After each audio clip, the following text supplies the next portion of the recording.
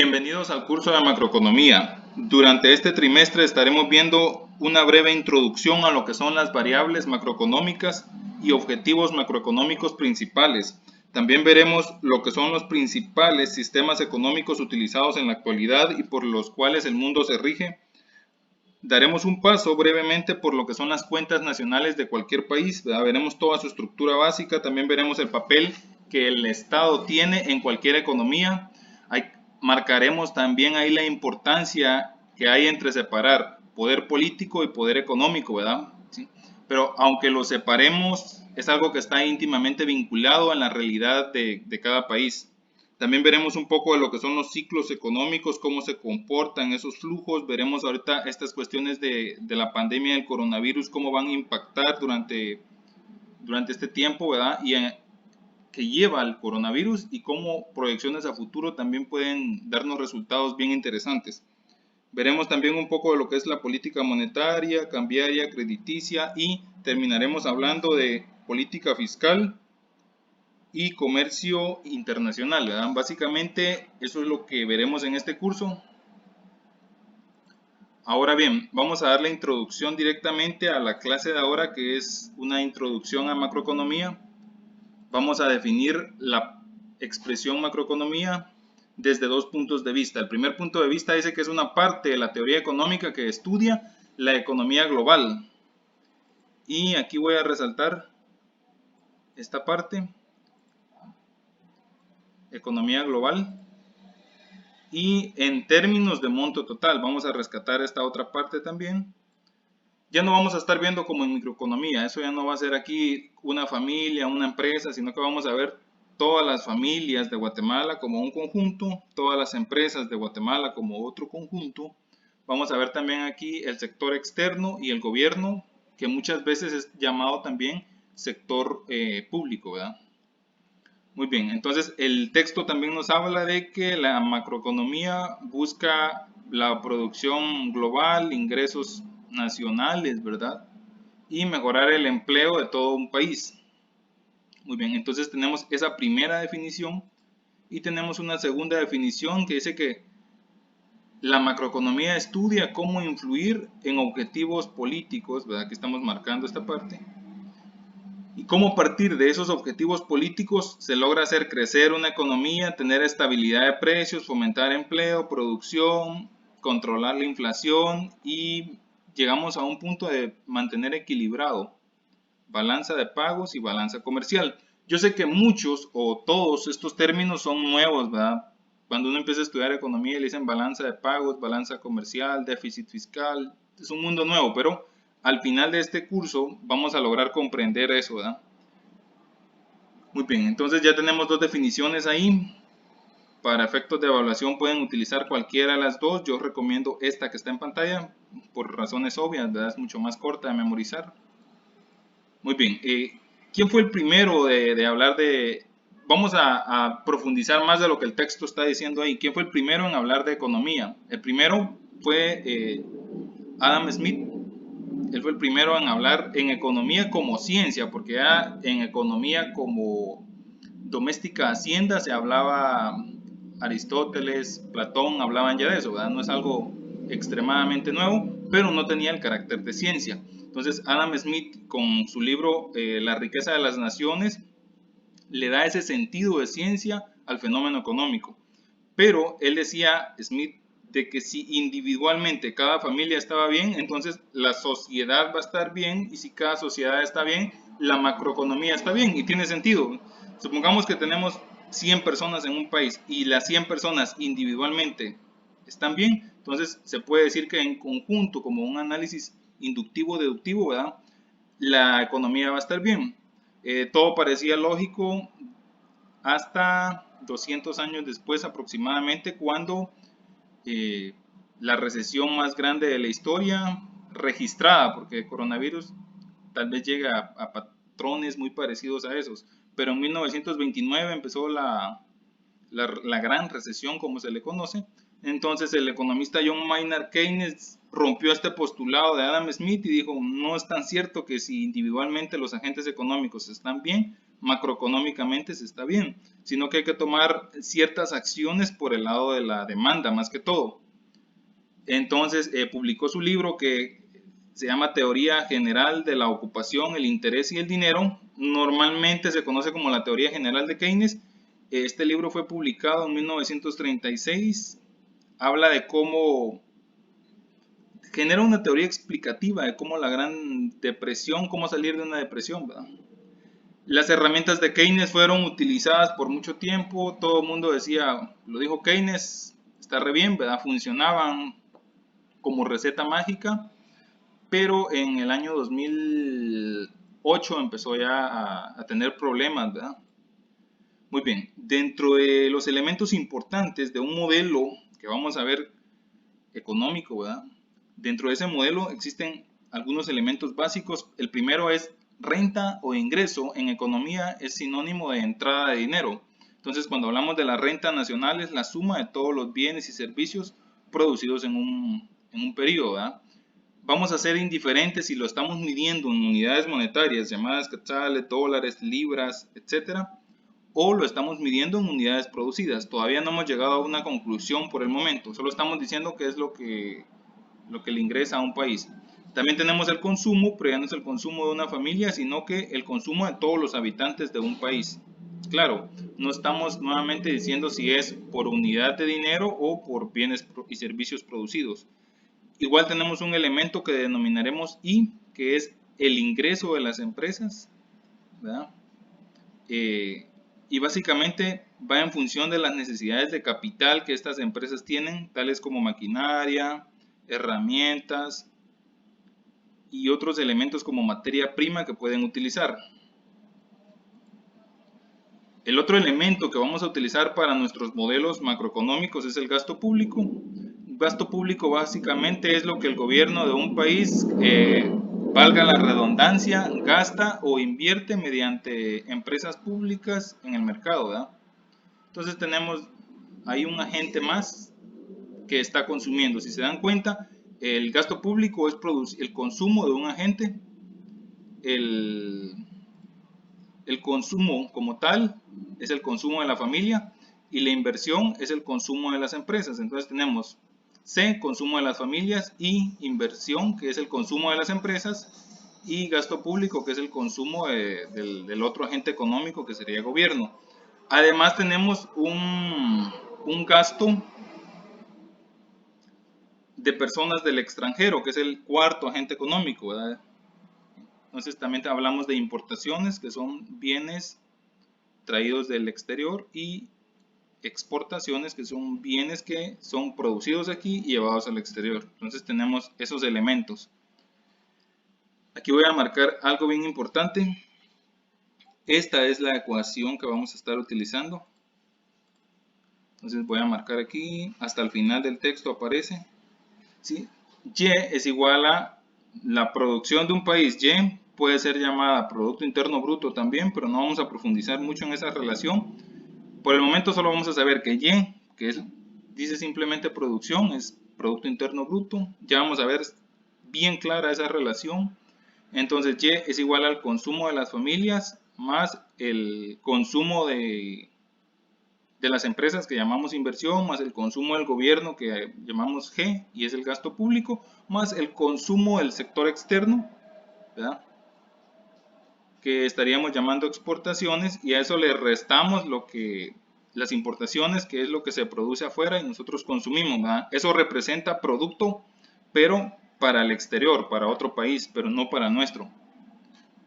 Muy bien, entonces habla aquí también Keynes. Voy a hacer un resumen de todo esto. Habla de que existen tres variables, en su libro, ¿verdad? Existen tres variables o factores que determinan el nivel de empleo de una economía. Una es la inclinación marginal a consumir.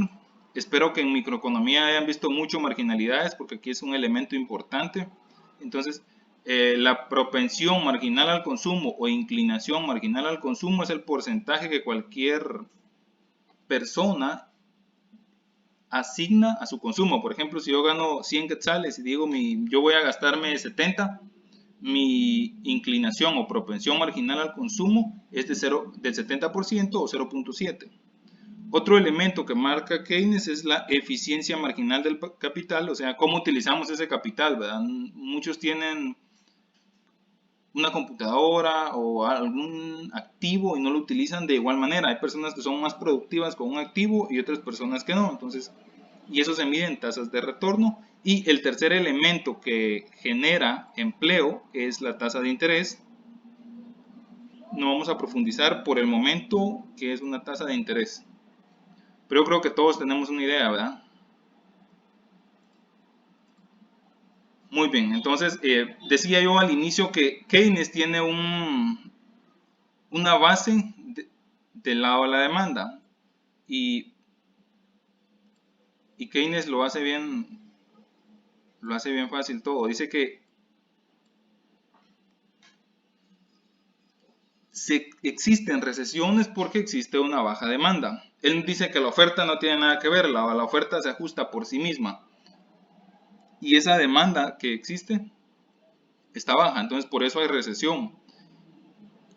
E inclusive él hace un argumento que vamos a ver más adelante, ¿verdad? En otro video, bien interesante. Convierte la ecuación de Producto Interno Bruto a partir de ciertos argumentos lógicos, y esos lógicos entre comillas, lo convierte o lo iguala, Producto Interno Bruto dice que es igual a demanda agregada. Entonces, bajo ese supuesto saca un montón de conclusiones, pero es un supuesto bastante fuerte.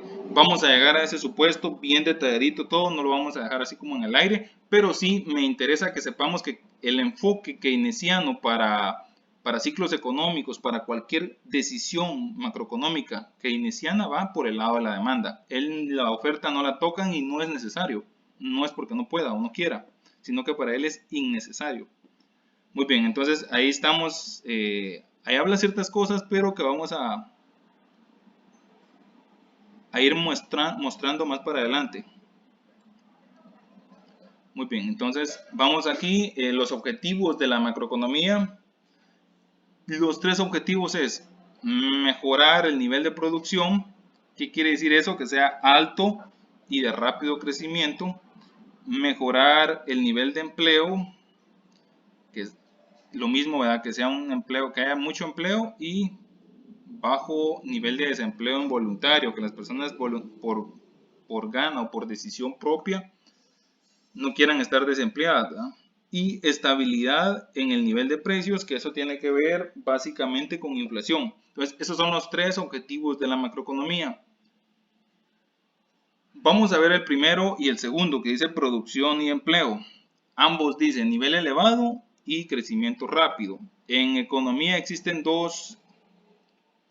las variables se clasifican en dos partes, en dos categorías, que son variables de stock y variables de flujo. Una variable de stock es en producción, por ejemplo, cuánta producción tiene Guatemala. Por eso dice nivel elevado. Entonces, variables de nivel o de stock es lo mismo. ¿Cuánto en acumulado lleva el país? El Producto Interno Bruto de Guatemala es de 700 millones de dólares, por decir algo. Y creció un 3%. Entonces, primero, algo que ayuda a la productividad es el stock, lo que ya se tiene de producción. Y la variable de flujo, que sería cuánto va creciendo. Lo mismo pasa en el empleo. Supongamos que hay 10,000 puestos de empleo en Guatemala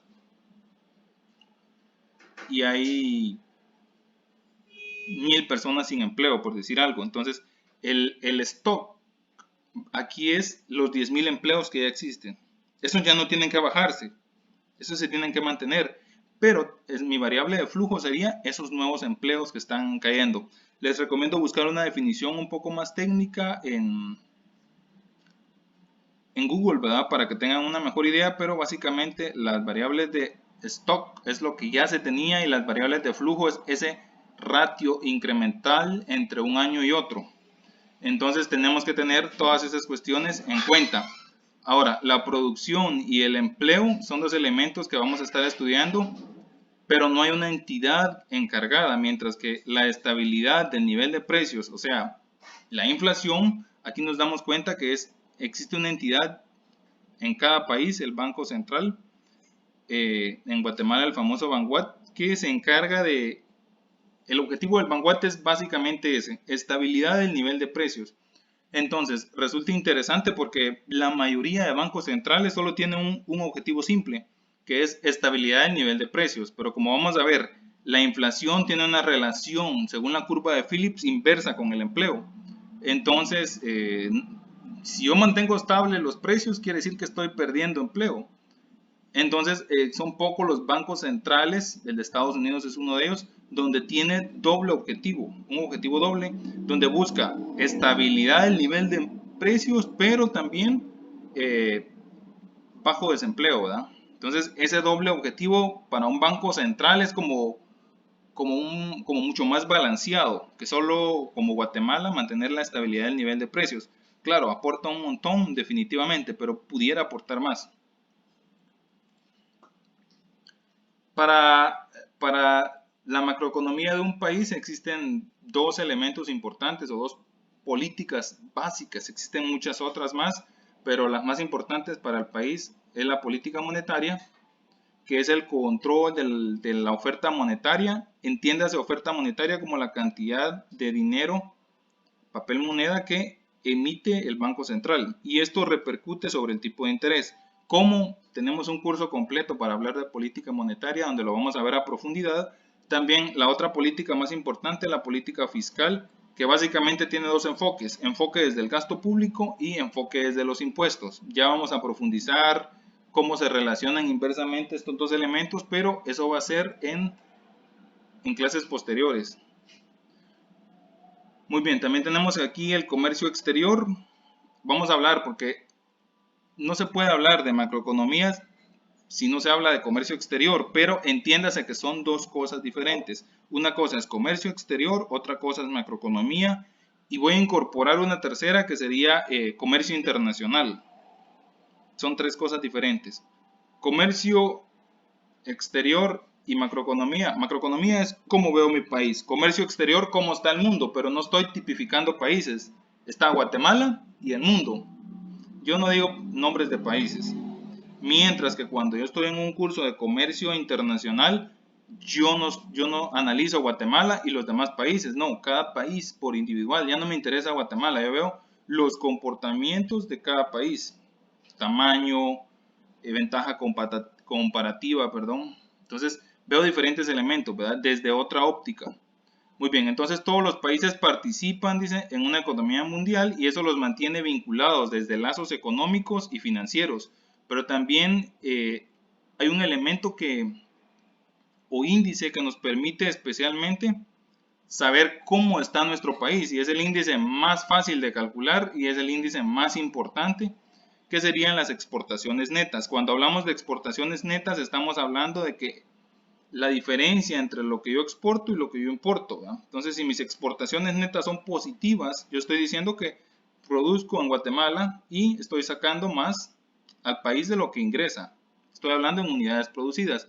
Mientras que si las exportaciones netas son negativas, estoy importando más de lo que exporto. Entonces, aquí vamos con el primer término muy utilizado en el mundo económico, en CNN Dinero se ve bastante esta terminología, en Globoeconomía y en muchas cuestiones de geopolítica también se logra ver que existe un déficit entonces en ese sentido, ¿verdad?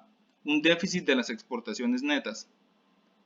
Y que básicamente ese déficit sobre exportaciones netas se conoce como déficit comercial. Muy bien, el tercer elemento se ha observado que en el comercio internacional aumenta la eficiencia, dice aquí, y el crecimiento económico. Esto era cierto hasta, yo creo que previo al coronavirus había un proceso de recesión mundial, pero el coronavirus lo vino a incentivar. Entonces, ese lapso ex ante de coronavirus y en el lapso durante el coronavirus, yo creo que esto está cambiando. Y el coronavirus da un ejemplo muy particular porque, por ejemplo, para el uso de mascarillas, China es uno de los principales productores junto con Filipinas y Vietnam, y entonces, pero básicamente el 80% del mercado de mascarillas lo tiene China y el 90% del mercado de acetaminofén lo tiene China. Entonces, por economía internacional se sabe que esto es más eficiente y que fomenta la productividad y el crecimiento económico.